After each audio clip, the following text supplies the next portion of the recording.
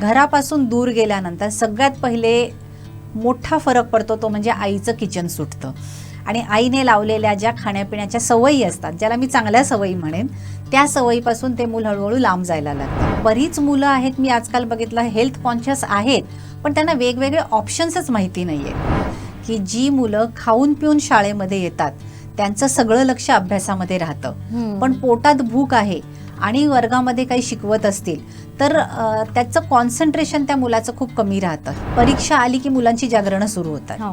तर हे एक रुटीन लावून घेतलं पाहिजे की परीक्षेच्या अगोदर तुम्ही कुठल्या प्रकारचा तुमचा दिनचर्या फॉलो करता आहात आणि अकॉर्डिंगली तुम्ही मग तुमच्या जेवणाच्या वेळा आणि खाण्याचे ऑप्शन्स पण काय असले पाहिजेत. स्टुडंट लाईफमध्ये मी ते नक्की सांगेन की आहारासारखाच पाण्याचा पण उपयोग करा. आपण डाएट नेहमी म्हणतो, पण डाएटच्या बरोबर न्यूट्रिशन किती जातंय हे फार महत्त्वाचं आहे. त्यामुळे बारीक होणं, जाड होणं हे वजनाच्या अकॉर्डिंगली आपण बघितलं तरी सुद्धा त्याच्यातून न्यूट्रिएंट समजा जर प्रॉपर जात नसतील तर त्याचे परिणाम त्या मुलाच्या परफॉर्मन्सवर, त्याच्या स्किनवर आणि त्याच्या आजारांवरती आपल्याला दिसतातच. घरापासून दूर पहिल्यांदा स्वतःच्या जबाबदारीवर जगताना विद्यार्थ्यांच्या आयुष्यात अनेक बदल होतात, पण सर्वात जास्त दुर्लक्षित होतं ते म्हणजे त्यांचं जेवण. कधी ब्रेकफास्ट गायब, कधी मेसचं जेवण स्किप, तर कधी भूक भागवण्यासाठी जंक फूड. आणि त्याचा परिणाम फक्त शरीरावरच नाही तर अभ्यास, कॉन्सन्ट्रेशन आणि एनर्जीवरही होऊ शकतो. मग हॉस्टेलमध्ये राहून विद्यार्थ्यांनी नेमकं काय खावं, कमी बजेटमध्ये बॅलन्स डाएट शक्य आहे का, आणि एक्झामच्या काळात डाएट कसा असावा, या सगळ्या विषयावर आज आपण जाणून घेणार आहोत सुप्रसिद्ध स्त्रीरोग तज्ज्ञ आणि आहार तज्ज्ञ डॉक्टर गौरी गणपत्ते मॅडम यांच्याकडून. डॉक्टर लाईव्हच्या या खास शोमध्ये मॅडम आपलं मनपूर्वक स्वागत. धन्यवाद. मागच्या आपण एपिसोड्समध्ये आहार कसा असावा हे समजून घेतलं आणि आहाराचा आपल्या पूर्ण शरीरावर काय परिणाम होतो हे पण आपण पाहिलेलं. पण आजचा विषय अगदी वेगळा आहे, ते म्हणजे विशेषतः महत्त्वाचा आहे तो म्हणजे हॉस्टेलमध्ये राहणारे विद्यार्थी असतील, अगदी जॉबला जाणारी सुद्धा माणसं असतील, म्हणजे सगळे तिथे झटपट लागतं. पण या हॉस्टेलमध्ये राहण्याचा एक वेळ त्यांना कुठेतरी स्वातंत्र्य पण मिळतं, पण याबरोबरच त्यांच्या आहारावर मात्र त्याचा पूर्ण परिणाम होतो. पण हॉस्टेलमध्ये राहिल्यापासून किंवा स्वतंत्र राहिल्यापासून आपल्या आहारात नेमके काय बदल होतात? बेसिकली काय होतं, ज्या वेळेला मूल एखादं घरापासून लांब राहतं, हॉस्टेलसाठी राहतं, त्याचं वय किती आहे हे पण अर्थात बघितलं पाहिजे. जर तो 10वी-12वीच्या काळामध्ये राहत असेल तर त्याच्या गरजा वेगळ्या असतात. एखादा नोकरी निमित्ताने घराच्या बाहेर हॉस्टेलला राहत असेल तर त्याच्या गरजा वेगळ्या असतात. घरापासून दूर गेल्यानंतर सगळ्यात पहिले मोठा फरक पडतो तो म्हणजे आईचं किचन सुटतं. आणि आईने लावलेल्या ज्या खाण्यापिण्याच्या सवयी असतात, ज्याला मी चांगल्या सवयी म्हणेन, त्या सवयीपासून ते मूल हळूहळू लांब जायला लागतं. आणि मग नॅचरली बाहेरची व्यवधानं जी आहेत, जंक फूड आहे, फास्ट फूड आहे, कारण अगदी त्यांनाही दोष देण्यात काही लॉजिक नाही आहे, कारण कॉलेजचं टायमिंग काय आहे, पिरियड्स कसे आहेत, हे सगळं बघून त्यांना शेड्यूल ॲडजस्ट करायला लागतं. त्याच्यातच त्यांचं मेन मील कधी कधी स्किप होऊ शकतं. अशा वेळेला त्यांना जर प्रॉपर डाएट कळलं आणि होममेड फूड, मला असं वाटतं की आता ह्या तरुणाईसाठी ना होममेड फूड ही एक आपल्याला संकल्पना रुजवायला पाहिजे आणि त्याचं महत्त्व त्यांना कळायला पाहिजे. कारण बरीच मुलं आहेत, मी आजकाल बघितलं, हेल्थ कॉन्शियस आहेत, पण त्यांना वेगवेगळे ऑप्शन्सच माहिती नाही आहेत आणि त्याचा कसा वापर करायचा हे माहीत नाही आहे. त्यामुळे मला वाटतं आजच्या एपिसोडमध्ये जर आपण तो संदेश त्यांना देऊ शकलो तर ते खूप छान होईल. नक्कीच. म्हणजे तुम्ही म्हटलात की ऑप्शन्स देणं फार गरजेचं आहे. हे ऑप्शन्स आपण समजून घेणार आहोत, पण मला आधी हे समजून घ्यायला आवडेल किंवा हे जाणून घ्यायला आवडेल की मुलांच्या अभ्यासावर या आहाराचा काय परिणाम होतो. म्हणजे आहाराचा आणि अभ्यासाचा कसा काय आपण संबंध जोडू शकतो. म्हणजे आहार कसा असेल तर त्याचा परिणाम त्यांच्या अभ्यासावर कसा होतो, त्यानंतर एनर्जी कशी राहते, कॉन्सन्ट्रेशनवर किती या सगळ्याचा परिणाम होतो. त्याचा असा स्टडी आहे की जी मुलं खाऊन पिऊन शाळेमध्ये येतात त्यांचं सगळं लक्ष अभ्यासामध्ये राहतं, पण पोटात भूक आहे आणि वर्गामध्ये काही शिकवत असतील तर त्याचं कॉन्सन्ट्रेशन त्या मुलाचं खूप कमी राहतं. हे बघितलेलं आहे. म्हणजे बरेचदा असं होतं की मूल खूप उशिरा उठतं आणि तो मुलगा शाळेत किंवा इथे कॉलेजमध्ये जाताना उपाशीपोटी जातो आणि मग वर्गात अर्धा तास 1 तास झाला की त्याला जांभया यायला लागतात, काय चाललंय ते डोक्यावरून जायला लागतं. त्यामुळे आहार आणि तुमचा IQ किंवा आहार आणि तुमचं कॉन्सन्ट्रेशन ह्याच्यावरती खूप मोठा स्टडी झालेला आहे. तुमच्या ब्लडमधली ग्लुकोजची लेवल, तुमच्या शरीरामध्ये असणारं प्रोटीन किंवा तुमची पोट साफ झालंय की नाही, ह्या पण गोष्टी मॅटर करतात. आणि त्या सगळ्यावरती तुम्ही जे काही ग्रास्प करणार आहात, पिरियडमध्ये जे काही ग्रास्प करायचं आहे ते खूपसं त्याच्यावर अवलंबून आहे. म्हणजे असं म्हटलं जातं की तुम्ही सकाळचा ब्रेकफास्ट अगदी थोडंसं जरी काही खाऊन आलात हेल्दी, ते जर खाऊन शाळेमध्ये आलात किंवा कॉलेजमध्ये आलात आणि जर तुम्ही अभ्यास शिकत असाल तर तो तुमच्या जास्ती चांगला लक्षात राहतो. तुम्हाला परत परत रिवाईज करण्याची गरज लागत नाही. म्हणजे ज्या वेळेला सर शिकवत असतात त्यावेळेलाच त्यातलं जवळजवळ 70 ते 80% डोक्यामध्ये फिट बसतं. आणि हा रिपोर्ट आहे का असा? हो हो हो हो, असं खूपदा मी बघितलेलं आहे, असं वाचलेलं पण आहे मी, की शाळेत उपाशी येणारी मुलं आहेत ही त्या मानाने जर अभ्यासामध्ये कमी पडतात, ॲक्टिव्हिटीजमध्ये कमी पडतात. आणि जी खाऊन येतात, मग ते अक्षरशः रात्रीची शिळी भाकरी असू देत, पण खाऊन आलेलं असेल. इव्हन प्रार्थनेच्या वेळेला सुद्धा उभं राहिल्यानंतर चक्कर येऊन पडणारी मुलं खूप असतात.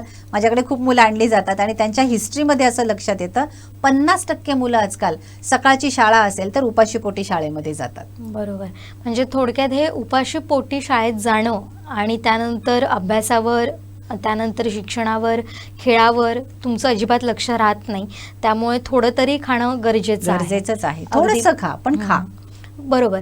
पण आता हॉस्टेलमध्ये राहिल्यानंतर मेसचं जेवण या सगळ्या मुलांना मिळतं, पण मेसमध्ये जे मिळतं तेच खावं लागतं. अशा परिस्थितीत काय होतं तर मुलं हे जेवण टाळतात किंवा कधी कधी खातच नाही, दुपारच्या पोटी तशीच झोपून राहतात. मग हा जो बॅलन्स असतो तो कसा काय करायचा? ह्याच्यासाठी तो मुलगा किंवा मुलगी ॲटलिस्ट 10वी तरी झालेला असलं पाहिजे. हा एक महत्त्वाचा क्रायटेरिया आहे. कारण त्यांना थोडंसं प्रिपरेशन कळू शकतं. अगदीच पहिली दुसरीतल्या मुलांसाठी नाही आपण म्हणणार हे, पण जर 10वी 11वीमध्ये जर तो मुलगा किंवा मुलगी हॉस्टेलला गेले असतील तर थोडं सुकं खाणं जे असतं ते सुकं खाणं त्यांच्याकडे तर ते आरामात असू शकतं. असं बघण्यात आलेलं आहे की आपल्या लोकांमध्ये, म्हणजे आपल्या भारतीय लोकांमध्ये प्रोटीनचं प्रमाण फार कमी असतं आहारामध्ये. इव्हन मेसमध्ये सुद्धा घरचंच सगळं मिळेल असं काही गॅरंटी नाही. मग अशा वेळेला जर त्यांनी थोडंफार सुकं खाणं आपल्याजवळ ठेवलं, म्हणजे मग आता ह्याच्यामध्ये जर अगदीच डिटेल सांगायचं झालं तर मग ब्रेकफास्टला ऑप्शन्स काय काय असू शकतात, त्यानंतर जेवणाचे काय ऑप्शन्स असू शकतात आणि रात्रीच्या जेवणाचे काय ऑप्शन्स असू शकतात, ह्याचा आपल्याला विचार करायला पाहिजे. जर आपण ब्रेकफास्ट बघितलं तर बरेचदा असं होतं की कॉलेजची मुलं एक्झाम जर जवळ आली असेल तर रात्री उशिरापर्यंत झोपतात आणि सकाळी उठेपर्यंत मेसचं खाणं संपून गेलेलं असतं, ब्रेकफास्टची वेळ संपून गेलेली असते. मग ते तसेच उपाशी पोटी बाहेर पडतात. मग किंवा कधी कधी अक्षरशः 10 रुपयाचे कुरकुरे खातात किंवा काहीतरी लेज खातात, त्याच्यावरती पाणी पितात आणि कॉलेजला जातात. पण त्याच्याऐवजी एक साधं बनाना, केळं साधं जरी खाल्लं, केळी तर किती स्वस्त असतात आणि तुम्ही आणलीत रूममध्ये तर एक आठवडाभर तर आरामात टिकू शकतात, तर ते तुम्ही खाऊन जाऊ शकता. खजुराचं पाकिट तुम्ही बेकरीमधून आणून सील करून व्यवस्थित ठेवलं आणि एक 4 खजूर खाल्लेत तर त्याने सुद्धा भूक चांगली भागू शकते. पण खजूर हे थोडे उष्ण पडतात ना? ठीक आहे, 3-4 खजूर खाल्ल्यानंतर काय लगेच उष्णता होत नाही ना. आपण एवढं गरम मसाल्याचं खातो, सांबार वगैरे खातो, त्याच्यापेक्षा खजूर हा कधी पण बेटर आहे. जर शक्य असेल तर त्याच्याबरोबर थोडंसं साजूक तूप खाता आलं तर त्याने ती उष्णता मारली जाते आणि ते शांत पद्धतीने पोटामध्ये तुम्हाला एनर्जेटिक स्वरूपामध्ये चांगल्या कॅलरीज देतं, प्लस न्यूट्रिशन तुम्हाला देतं. ह्याच्या व्यतिरिक्त मी तर खूप जणांना सांगते की आजकाल डीमार्ट आहे किंवा कुठलेही मॉल्स आहेत त्याच्यामध्ये ड्रायफ्रूटचं पाकिट मिळतं. समजा ते ड्रायफ्रूट अगदी तुम्हाला ते भिजवायलाही आदल्या दिवशी वेळ नसेल तर त्याच्यातल्या त्याच्यात मी शॉर्टकट असा सांगेन की ते ड्रायफ्रुट्स असतील त्याची पावडर करा आणि तुमच्याजवळ एक फक्त शेकर ठेवा. शेकरमध्ये तुम्ही प्रोटीन पावडर, अर्थात ती डॉक्टरांच्या सल्ल्याने किंवा तुमच्या आहार तज्ज्ञांच्या सल्ल्याने चांगल्या कंपनीची विश्वसनीय अशी जर तुम्हाला प्रोटीन पावडर रिकमेंड केली असेल, 1 स्कूप प्रोटीन पावडर आणि त्याच्याबरोबर ड्रायफ्रूटचा 1 चमचा एवढं घालून पाणी घाला, दूध पण नाही घातलं तरी चालेल.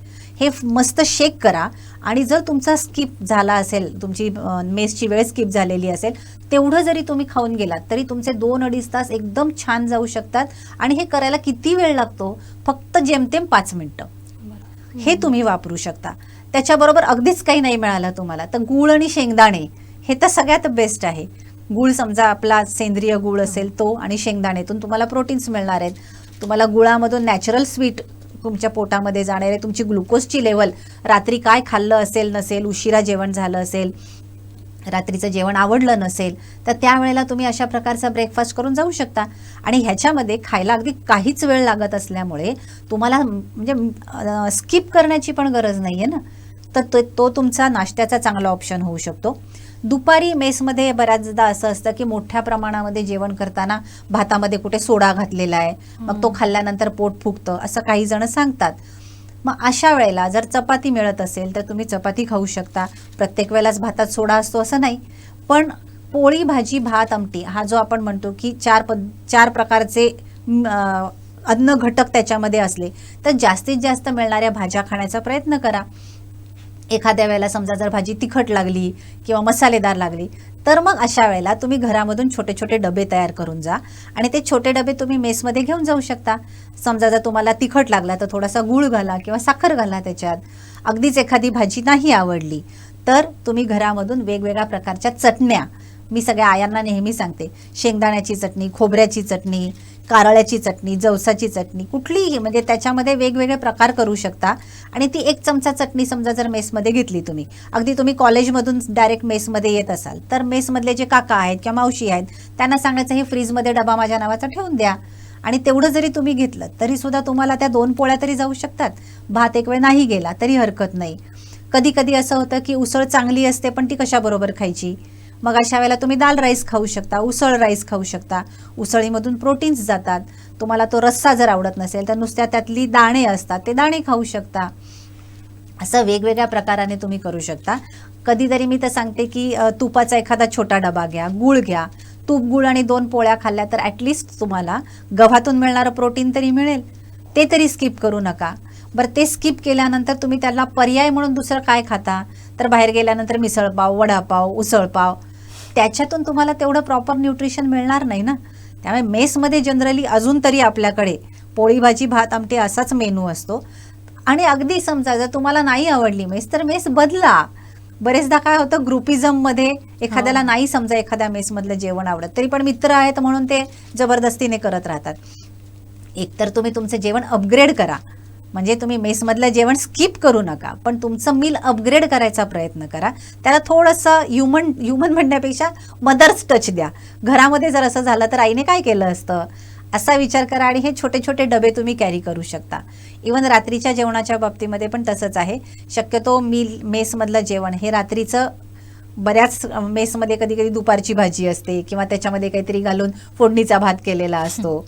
मग अशा वेळेला हे तुम्ही घरातून तयार केलेलं जे मील असतं ते तुम्हाला खूप चांगलं उपयोगी पडू शकतं.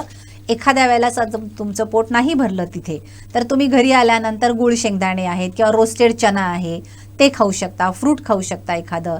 इवन तुम्ही मेसमध्ये जाताना अगदी मोठी म्हणजे महागाईची फळं नाही मिळाली तरी काकडी, गाजर, बीट, मुळा काहीतरी एक त्यातलं घेऊन जाऊ शकता आणि त्या काकींना सांगून त्याचे स्लायसेस करून ते खाऊ शकता.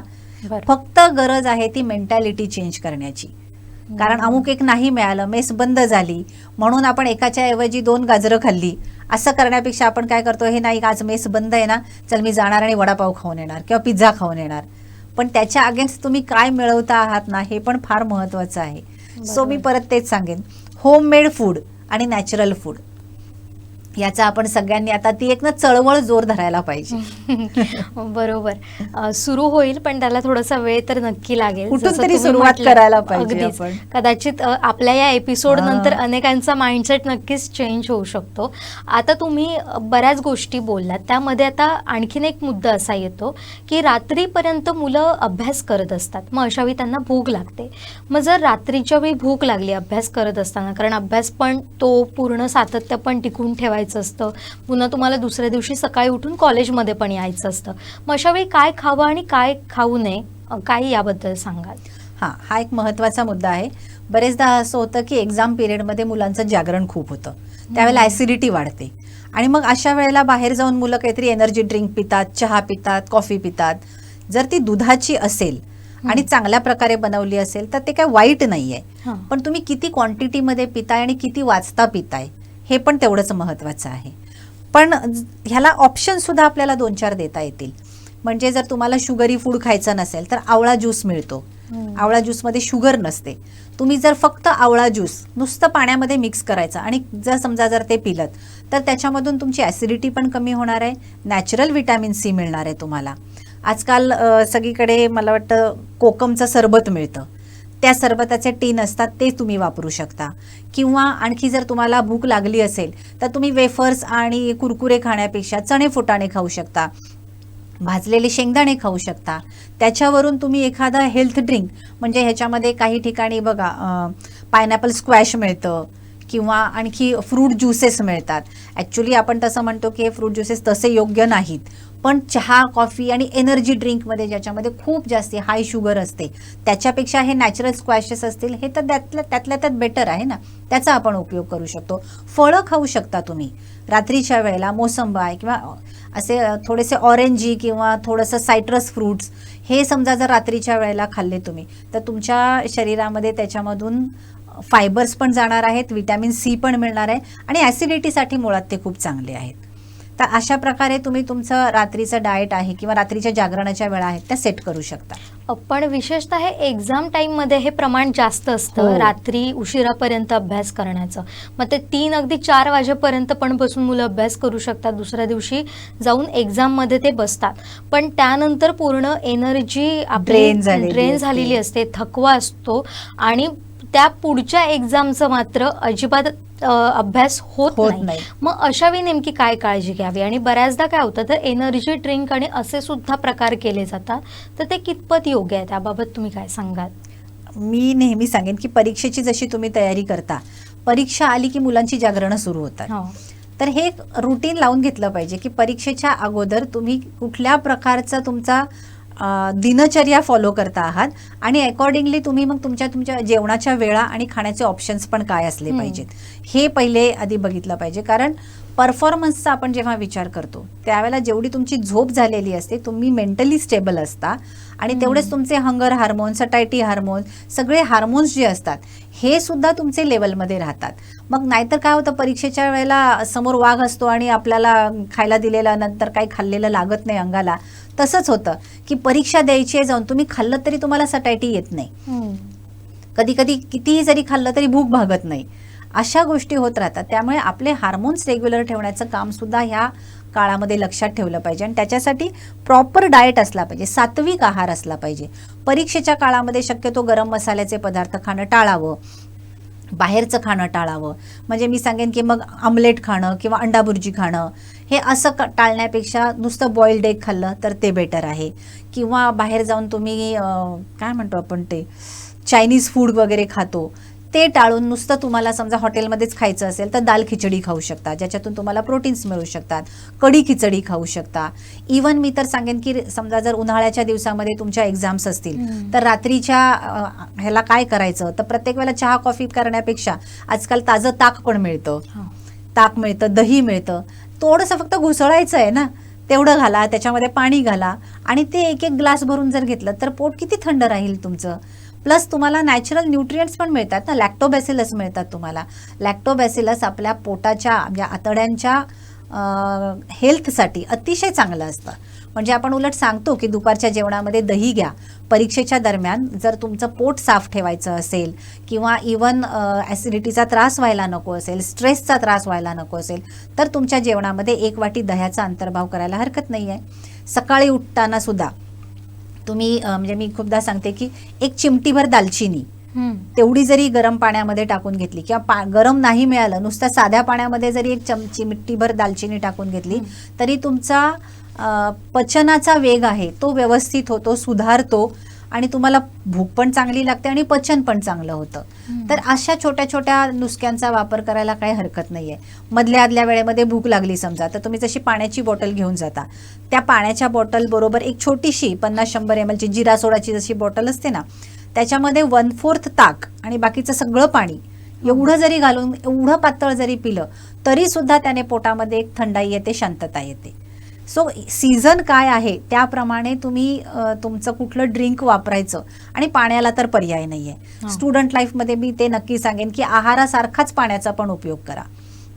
कारण खूप मुलं मी बघते एक्झामच्या काळामध्ये त्यांना किडनी स्टोनचा त्रास होतो, जागरण जास्ती होतं, पाणी पिणं कमी होतं आणि मग अशा वेळेला जर तुम्ही 3 लिटर पाणी आपण म्हणतो, अर्थात ते प्रत्येकाच्या शरीरानुसार असतं, पण समजा पाण्याचं प्रमाण जर चांगलं असेल तर टॉक्झिन्स शरीरातले बाहेर पडायला सुद्धा मदत होते, पोट साफ व्हायला मदत होते आणि नॅचरल तुम्हाला एक न्यूट्रिशन आहे ना ते पाण्यामध्ये विरघळलेली मिनरल्स असतात, ही पण तुम्हाला गरजेची असतात.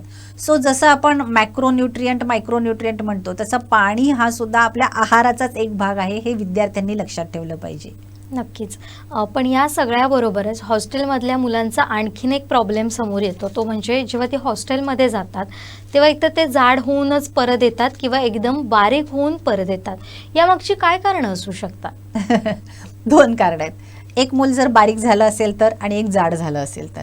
बारीक झालं असेल तर नॅचरल आहे की त्याला मेसमधलं जेवण पचत नाहीये, पडत नाहीये किंवा आवडत नाहीये, त्यामुळे त्याच्या खाण्यावरती त्याचा परिणाम होतोय, ही एक गोष्ट. आणि जर मूल जास्ती जाड होत असेल तर त्याची फिजिकल ऍक्टिव्हिटी कमी पडते, फिजिकल ऍक्टिव्हिटी त्याची कमी पडते आणि तो खूप बैठं काम करतोय. आणि ह्याच्याच बरोबरीला घरच्यांनी बघितलं पाहिजे की तो मेस सोडून आउटसाइड फूड काही खातोय का, जंक फूड खातोय का, फास्ट फूड खातोय का, मेस नाही आवडत ह्या नावाखाली बाहेरचं काही वेगळं खातोय का, ह्या सगळ्या गोष्टींकडे पण लक्ष दिलं पाहिजे. आपण डाएट नेहमी म्हणतो, पण डाएटच्या बरोबर न्यूट्रिशन किती जातंय हे फार महत्त्वाचं आहे.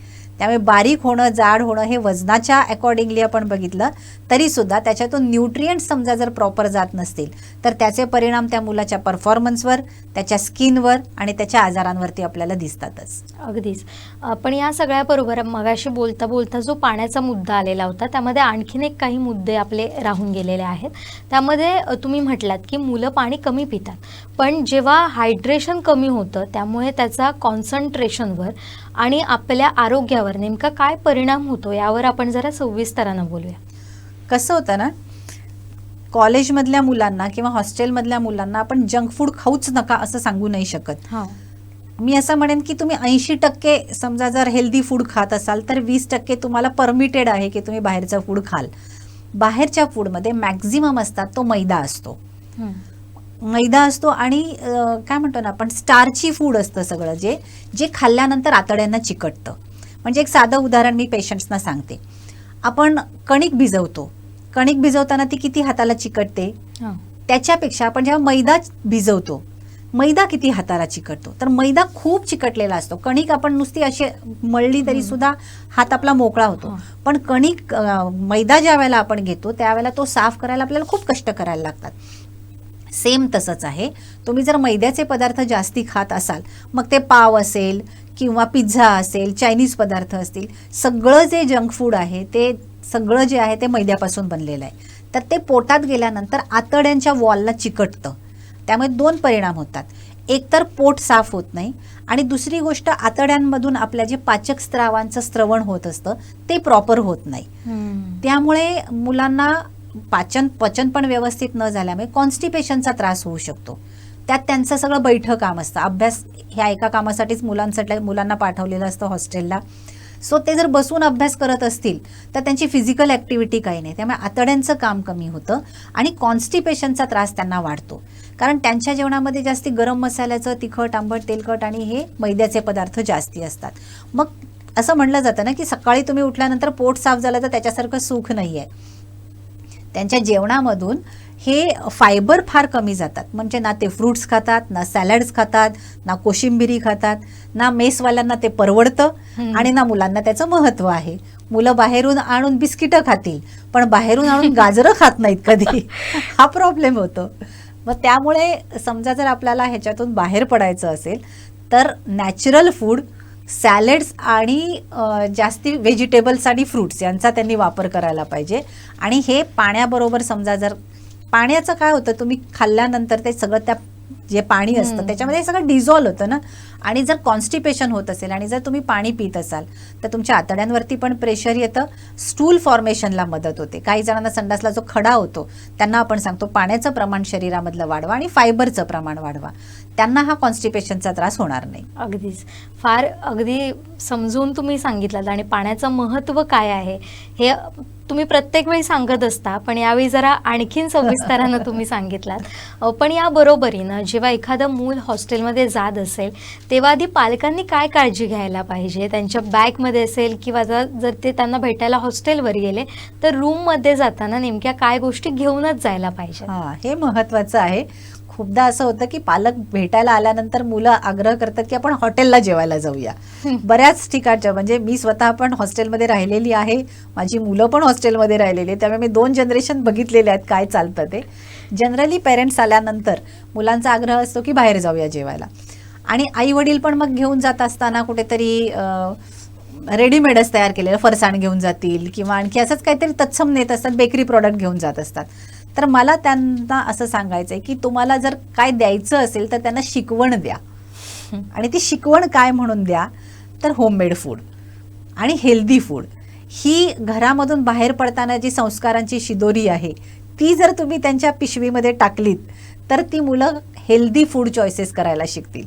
मग तुम्ही ज्या वेळेला त्यांना भेटायला जाल त्यावेळेला साजूक तुपाचा छोटासा डबा न्या, किंवा वेगवेगळ्या प्रकारच्या चटण्या घेऊन जा, तिखट मिठाच्या पुऱ्या असतात त्या घेऊन जा, पालकाचे थेपले असतात, परोठे असतात.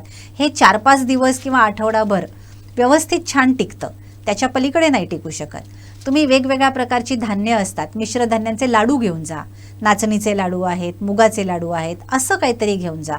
कधीतरी घरामध्ये तयार केलेला पातळ पोह्यांचा चिवडा घेऊन जा. म्हणजे एखाद्या वेळेला जर नाश्ता स्किप झाला मुलांचा तर एखादा घरात तयार केलेला लाडू जो प्रिफरेबली साखरेच्या ऐवजी गुळामधला असेल, आणि त्याच्याबरोबर चिवडा. मग मी मगाशी सांगितलं तसं ड्रायफ्रूट्स असतील, त्या ड्रायफ्रूट्सची पावडर करून द्या त्यांना, किंवा त्याच्याबरोबर ड्रायफ्रूट्सचे लाडू द्या, एखादी प्रोटीनची पावडर अशी घेऊन द्या. न की तुम्ही त्यांना काहीतरी एखादा पिझ्झा खायला द्या किंवा काहीतरी जंक फूड खायला घेऊन जा. तसं करण्यापेक्षा त्यांना मॉलमध्ये घेऊन जा आणि तुला काय काय ह्याच्यातलं हेल्दी फूड पाहिजे हे चूज कर. मखाणे मिळतात आजकाल, ते द्या, चणे शेंगदाणे द्या. असं कितीतरी साधं आणि चांगलं दिलं आणि त्यांची मानसिकता पहिले तयार केली तर मला वाटतं ते जास्ती बेटर आहे. कारण आपण ही मुलं काही लहान नाही आहेत ना. आपण म्हणतो घोड्याला पाण्यापर्यंत नेता येतं पण पाणी तोंडात नाही घालता येत. तशी ही 10वी-12वीतली मुलं काही लहान नाही आहेत. त्यांना समजावून सांगा आहाराचं महत्त्व काय आहे. अगदीच. आता शेवटी जाता जाता जे हॉस्टेलमध्ये मुलं राहतात त्यांनी काय लक्षातच ठेवलं पाहिजे, काय नेमकं केलंच पाहिजे आहाराच्या बाबतीत, याबद्दल तुम्ही काय टिप्स द्याल? पहिली टिप देईन, ब्रेकफास्ट मिस करू नका, कारण it breaks the fasting of whole night. तुम्ही रात्री जे काही खाल्लेलं आहे त्यानंतर जी उपासमार न्यूट्रियंट्सची घडलेली आहे शरीराला ती कमी करण्यासाठी ब्रेकफास्टचा उपयोग होतो. थोडंसं खा पण काहीतरी खाऊन जा, कारण त्याच्याने तुमच्या IQवरती, तुमच्या अंडरस्टँडिंगमध्ये, ग्रास्पिंग पॉवरवर, सगळ्यांवरती, तुमच्या परफॉर्मन्सवर फरक पडणार आहे. सो ब्रेकफास्ट मिस करू नका. सेकंड थिंग, जास्तीत जास्त भाज्या आणि फळं हे खाण्याचा प्रयत्न करा. तिसरी गोष्ट, प्रत्येक मीलमध्ये तुमच्या शरीरामध्ये काय प्रोटीन जातंय याचा विचार करा, आणि जर ते कमी पडतंय असं तुमच्या लक्षात आलं तर डॉक्टरांच्या किंवा आहार तज्ज्ञांच्या मदतीने प्रोटीन कंटेंट वाढवण्यासाठी तुम्ही बाहेरून काय काय घेऊ शकता. आता मी एवढे ऑप्शन्स सांगितले, त्यातल्या काय ऑप्शन्सचा तुम्ही विचार करू शकता हे तुमच्याबरोबर ठेवा. पाण्याचं प्रमाण एकदम स्टुडंट लाईफमध्ये हायड्रेटेड असणं फार महत्त्वाचं आहे. आणि सगळ्यात शेवटची टिप असं सांगेन की हॉस्टेलमध्ये जेव्हा येता आहात त्यावेळेला घरच्यापासून फ्रीडम मिळालं आहे असा विचार न करता घरापासून आपण जे प्रॉपर आहाराच्या संस्कारांची शिदोरी घेऊन आलेलो आहोत तर ती जबाबदारी आहे आपल्यावरती की आपल्या आहाराची जबाबदारी किंवा आपण हेल्दी डाएट कसं चूज करायचं ही जबाबदारी तुमच्यावरती आहे. ही जबाबदारी व्यवस्थितपणे पार पडा, कारण आजचे जे युवक आहेत ते पुढे आपल्या देशाला पुढे नेणारे आहेत. जर तेच खाद्य संस्कृतीमध्ये मागे पडले, न्यूट्रिशियस डाएटमध्ये मागे पडले तर पुढे जाऊन त्यांच्या सगळ्या अख्ख्या लाईफवर आणि परफॉर्मन्सवर फरक पडण्याची शक्यता असते. आजकाल आपण बघतोय की जेवढ्या लहान वयापासून मुलं बेकरी प्रॉडक्ट खात आहेत तेवढे लवकर त्यांना वेगवेगळे आजार यायला लागलेत. जर हे टाळायचं असेल तर हीच वेळ आहे ज्यावेळेला तुम्ही घरापासून लांब राहता त्यावेळेला जे मिळेल ते खाण्यापेक्षा काय हेल्दी आहे त्याचा विचार करा आणि ते खा. फार उपयुक्त माहिती तुम्ही या निमित्तानं सगळ्यांना दिलेली आहेत. म्हणजे जर तुमची मुलं हॉस्टेलमध्ये राहत असतील तर मॅडमनी दिलेल्या टिप्स तुम्हाला अतिशय उपयुक्त ठरणाऱ्या आहेत. त्यामुळे जर तुम्ही अजूनही हा संपूर्ण एपिसोड पाहिलेला नसेल तर तो नक्की पाहावा असं आवाहन या निमित्तानं राहील. तर धन्यवाद मॅडम, अगदी वेळात वेळ काढून तुम्ही आमच्या स्टुडिओमध्ये आलात आणि नेहमीप्रमाणे खूप सुंदर माहिती, उपयुक्त माहिती आमच्या प्रेक्षकांना दिला. त्याबद्दल आपलेही मनपूर्वक आभार. थँक्यू. मात्र आता वेळ वेळ झाली आहे इथेच थांबण्याची. पण पुढच्या एका वेगळ्या विषयासह आपण पुन्हा एकदा भेटणारच आहोत. पाहत रहा दर शनिवारी कोकणसाद लाईव्हवर डॉक्टर लाईव्ह हा आमचा विशेष कार्यक्रम. आणि अशीच उपयुक्त माहिती जाणून घेण्यासाठी मात्र जर तुम्ही हे अजूनही पाहिलेलं नसेल तर याबरोबरीने आणखीन अनेक एपिसोड्स आपले या सगळ्या विषयावर झालेले आहेत, तर ते सुद्धा पाहू शकता. आणि आहाराबाबतचे अनेक तुमचे समज गैरसमज तुम्ही जाणून घेऊ शकता, त्याबद्दलची माहिती समजून घेऊ शकता. याबरोबरीनं तुम्हाला सुद्धा काही वेगळ्या विषयावर माहिती जाणून घ्यायची असेल तर आम्हाला कमेंटमध्ये मात्र सांगायला अजिबात विसरू नका. याबरोबर या मुद्द्यासह आता आपण इथंच थांबतोय. पुन्हा एकदा आठवण करून देते, पाहत राहा कोकणचं नंबर 1 महा चॅनल कोकणसाद लाईव्ह. धन्यवाद.